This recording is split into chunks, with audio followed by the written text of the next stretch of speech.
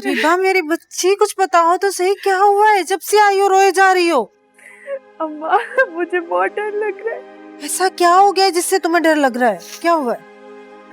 अम्मा, मैं जिस आलीशान से बड़े से बंगले में रहती आई हूँ वो हसीब का नहीं है।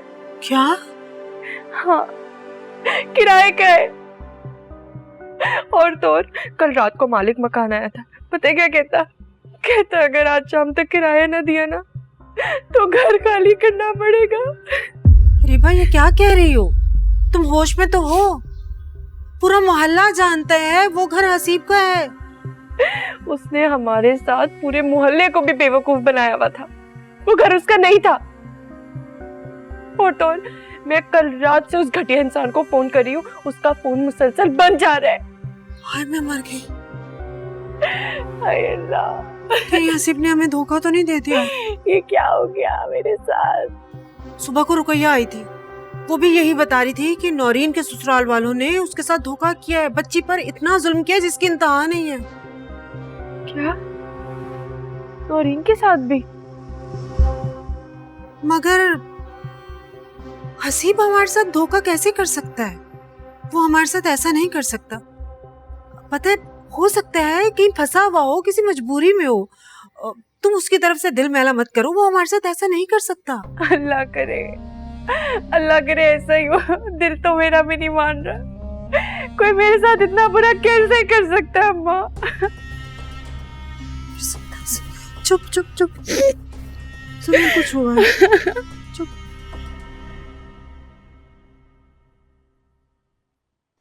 क्या बात करनी है बेटा, कहो। सब खैरियत तो है?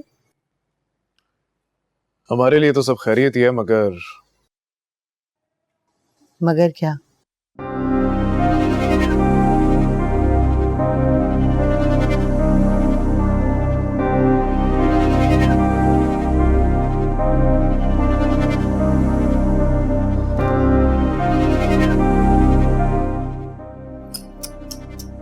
इसी बात का डर था मुझे।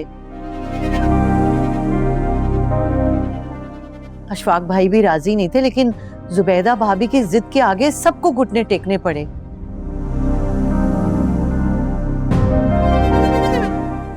लेकिन तुम्हें ये सब किसने बताया बेटा? शक तो मुझे उसी दिन हो गया था अम्मी, जब मुझे हसीब के यहाँ से जाने की खबर मिली थी। बस तभी से मैंने उसके बारे में मालूमात इकट्ठी करना शुरू कर दी थी। कल मैंने आपकी और तबीन की बातें सुन ली। आज मैंने पता किया तो सारी बात खुल के सामने आ गई।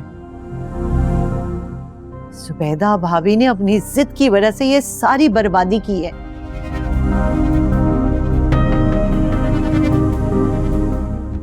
कितना समझाया था मैंने, ताबीन ने, लेकिन वो माँ बेटियां तो कुछ सुनने को तैयार ही नहीं थी। तो आप लोग ये बात पहले से जानते थे? नहीं, हसीब की कुछ हरकतों की वजह से हमें शक हो गया था।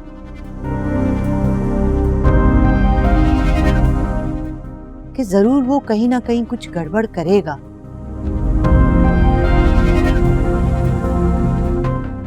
हाय मेरा भाई बेचारा परदेश में अकेला, तो कोई सुनेगा तो क्या गुजरेगी उसके दिल पे।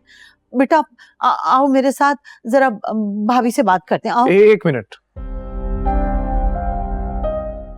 क्या लगता है आपको, आप जाएंगी और वो आपकी बातों पे यकीन कर लेंगी? मेरा मतलब है, पहले कब उन्होंने आपकी किसी भी बात पे यकीन किया? लेकिन बेटा अब बात कुछ और है, तो सारी सच्चाई खुल के सामने आ गई है ना।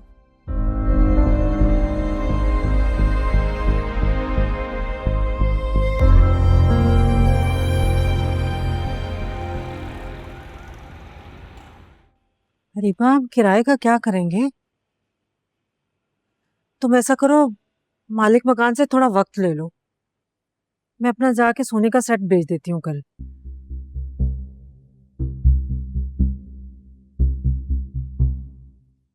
जो मैंने तुम्हारे अब्बा से छुप के बनवाया था।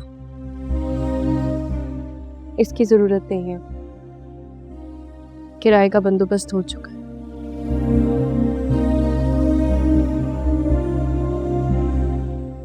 बल्कि जमा भी करवा दिए।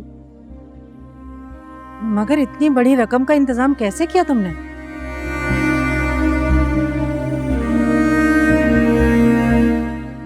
हसीब के दोस्त ने किया।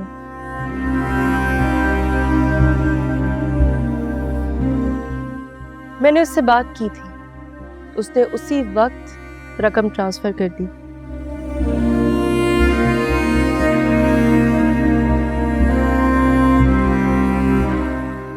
बल्कि अगले 2 महीने का भी किराया जमा करवा दिया। चलो ये तो अच्छी बात है, अल्लाह भला करे उसका। काफी अच्छा इंसान लग रहा है। भला भी और बहुत अमीर भी।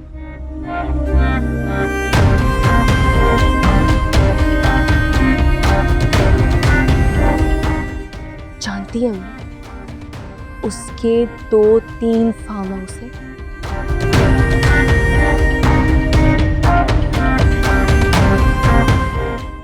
और उस फार्म हाउस में न जाने किस किस तरह के महंगे महंगे जानवर पाल रखे हैं उसने।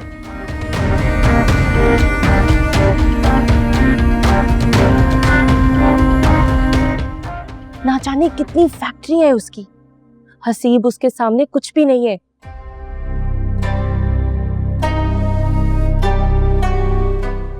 बल्कि हसीब तो उससे माल बनवाकर बाहर भेजता है।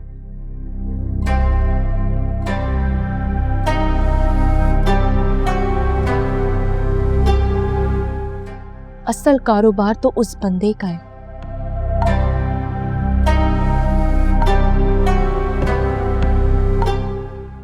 अच्छा खैर छोड़ो ये बातें, अभी हसीब की फिक्र करो और दुआ करो कि कोई ऐसी वैसी बात ना निकल आए।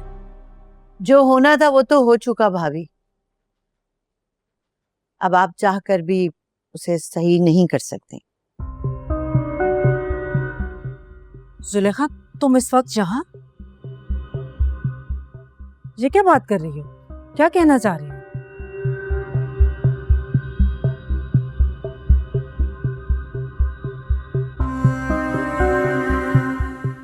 अगर आपने हमारी बात मानी होती और सोच समझकर शादी करती तो शायद ये दिन ना देखना पड़ता।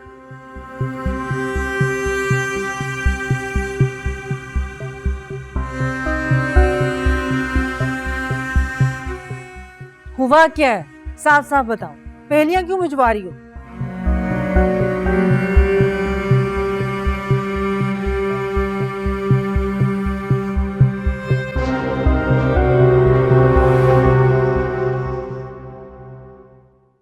हसीब शादीशुदा है।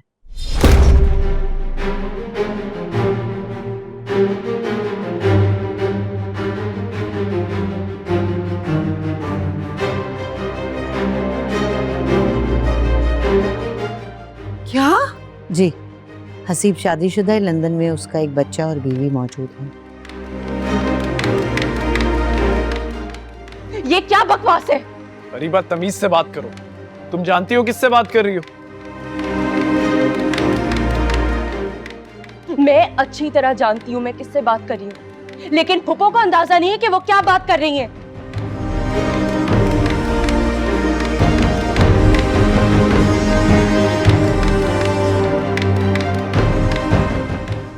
हसीब मेरा शौहर है और मेरे शौहर के बारे में आप इस तरह कैसे बात कर सकती हैं?